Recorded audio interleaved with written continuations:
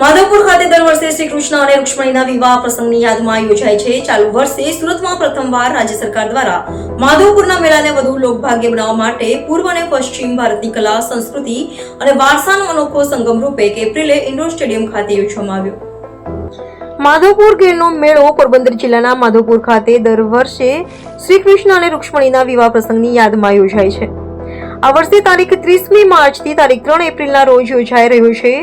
ભારતના ઉત્તર પૂર્વીય રાજ્યો અને પશ્ચિમ ભારતના ગુજરાતની સમૃદ્ધિ સંસ્કૃતિના સમન્વયના અનુબંધ ઉત્સવની આ વર્ષે અન્ય જિલ્લાના લોકો પણ જાણે તેવા આશયથી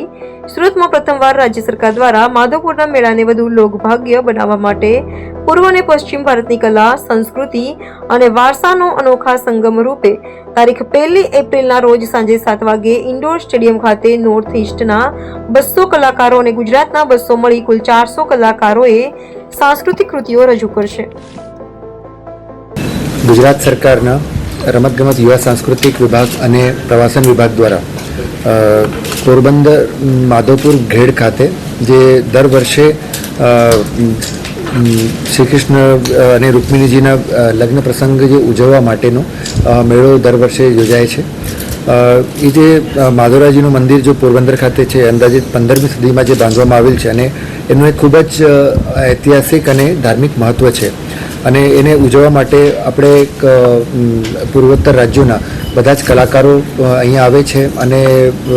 એક ખૂબ સરસ સાંસ્કૃતિક કાર્યક્રમ છે અને આનો જે મેળો છે એ દર વર્ષે ઉજવાય છે। આપણે ચાલુ વર્ષે માધવપુર ઘેડનો મેળો છે એ ત્યાં સુધી મર્યાદિત ન રાખતા ગુજરાતના મોટાભાગના મહાનગરોમાં આની ઉજવણી જે છે ગુજરાત સરકારે કરવાનું નક્કી કર્યું છે અને એના જ ભાગરૂપે આગામી 1 એપ્રિલે સુરત ખાતે પણ ઇન્ડોર સ્ટેડિયમ ખાતે આપણે એની ભવ્ય સાંસ્કૃતિક કાર્યક્રમ દ્વારા આ પ્રસંગની ઉજવણી આપણે કરવા જઈ રહ્યા છીએ। સુરત સાથે જ વડોદરા, અમદાવાદ, દેવભૂમિ દ્વારકા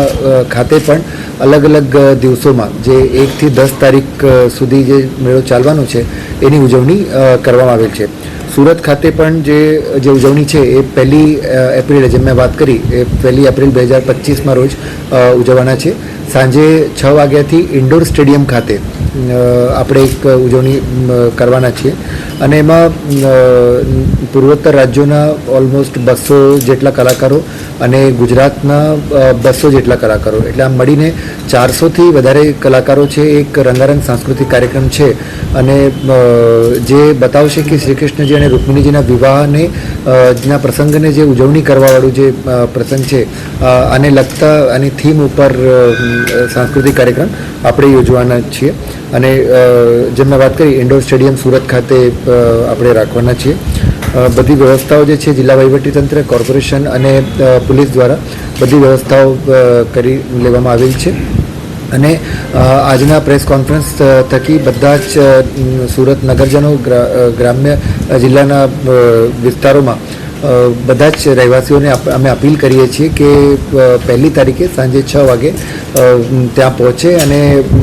બધાને જે પ્રવેશ છે એ નિઃશુલ્ક છે। ફક્ત એની બુકિંગ છે કે રજિસ્ટ્રેશન છે એ બુક માય શો ઉપર જે છે પોતાની રીતે કરી લે અને ત્યાં નિઃશુલ્ક પ્રવેશ જે છે બધાને આપવામાં આવશે અને સાંજે જે કાર્યક્રમમાં બધા જ સહભાગી થાય અને કાર્યક્રમને સફળ બનાવવા માટે બધાને હું અપીલ કરું છું।